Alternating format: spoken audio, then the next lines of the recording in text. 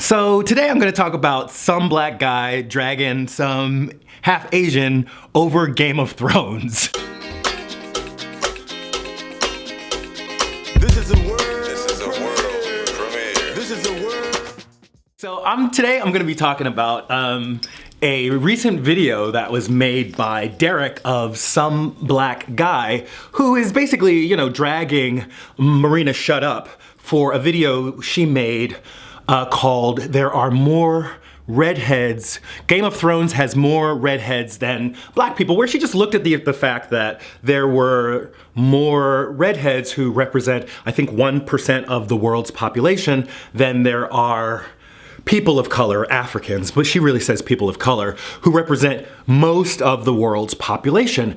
And of course, we can argue, as Derrick does, that it's a fantasy world, and it's a fantasy world that is based on Europe. It's based on Europe in medieval times. So I'm going to show you a little bit of Derrick giving his justification for disagreeing with marinashutup about her assessment of Game of Thrones. And, you can just take a look at it. Like, why is there more redheads than black people in Game of Thrones? Well, in Watsonian, it's because of the in-universe. They're in Westeros. It's like medieval Europe, There's not very many black people around there, if any at all, really. And then if you ask it in Doylist, real life, if you ask George R.R. Martin, he's inspired by that time, the medieval times. He's inspired by that shit. So he wants to keep it kind of accurate. Sure, he wants to throw in some fantasy, some fucking dragons and some ice zombies and shit like that. But the setting in general, he's going to keep it kind of looking kind of legitimate and stuff like that, and I totally understand that. So first of all, I want to jump in and say, again, I understand that Game of Thrones is a fantasy. It is set in a fictional world. It's a world where the winter is 40 years long for every 10 years of summer, whatever. It's a fantasy world. And if the author of Game of Thrones wants to imagine a world where everyone is fair-skinned, white-passing, if the producers of that show want to cast it so that most of the characters are fair-skinned, white-passing, that is up to them. I have to tell you, that is, by definition, white supremacist. If they prefer to see a world where the characters are represented by fair-skinned, white-passing people, that is totally their prerogative. But we shouldn't turn around and say that that is not a white supremacist worldview. But that all said, it seems to me that Derrick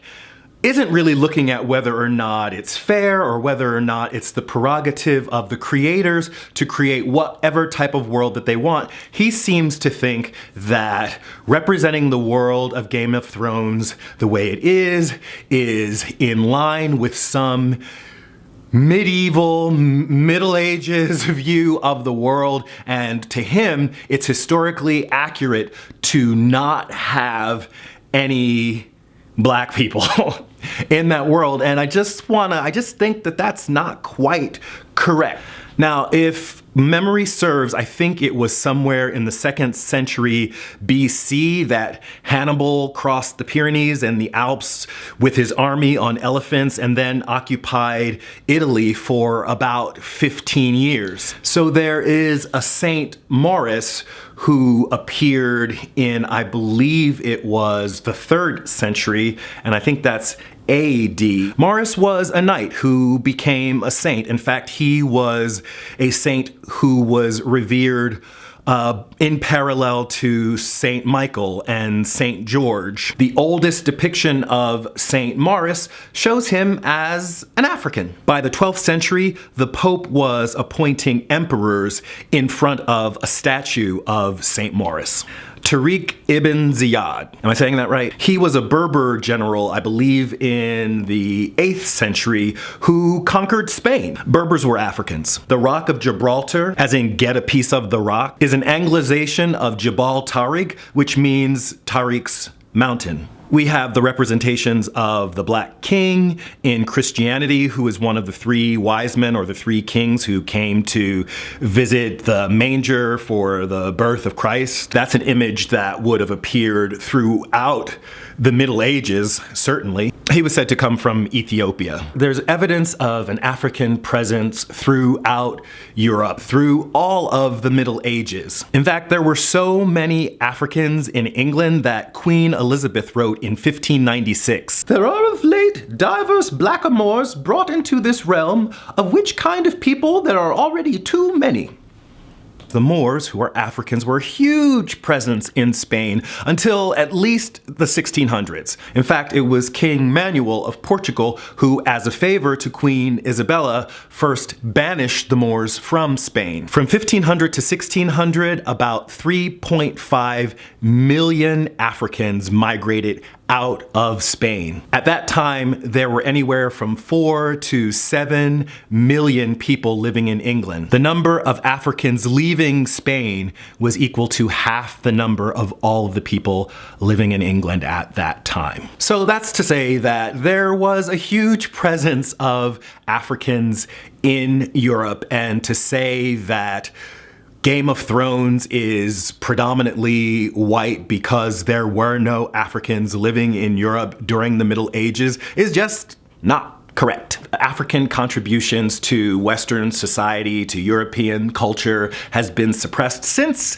the 18th century, when it was necessary to do so to justify the existence of this lifetime hereditary chattel slavery that was in America. That was the core of the American economy. One of the ways that we can defeat white supremacy is not by diversity measures and not by throwing in diverse characters just for the sake of adding diverse characters, but we should just simply be accurate and show who was there, who was making a contribution to the society that we live in today. And Africans were a big part of that. Derrick, I don't want to drag you, brother. I don't want to call you out. I don't want to, deface your character. But what you are doing as a representative of Africans and saying the things that you do is just a way to give people who identify as white, people who have white supremacist notions, it really just reinforces their beliefs by being able to say, well, this black guy thinks so, so it must be true. And we really don't need to give people that kind of ammunition.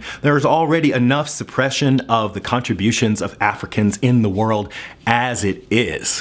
I'm not asking you to take anything that I've said at face value. I'm just asking you to maybe do a little research to learn a little bit more about the people that you come from, so that you can have a little bit more maybe cultural pride in yourself. And you can add that pride to whatever it is that you're trying to be, that you're wanting to be, and not have to think about it as, erasing anything. Now, sadly, since the institution of slavery, there have been African people who colluded with, so-called white people to help to subjugate Africans. There's something called meritorious manumission, where if you saved a white person, if you invented something that was useful to a white person, or if you sold out black people who were planning a revolt, you could be freed. You could receive land, you could receive animals, you could receive money. So it's not surprising that this tradition of kind of selling black people down the river and selling the interest of black people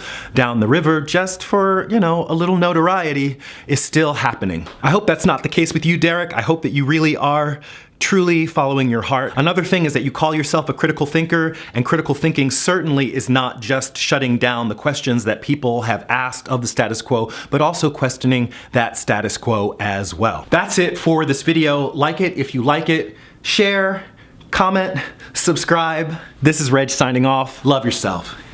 Peace. And I love myself.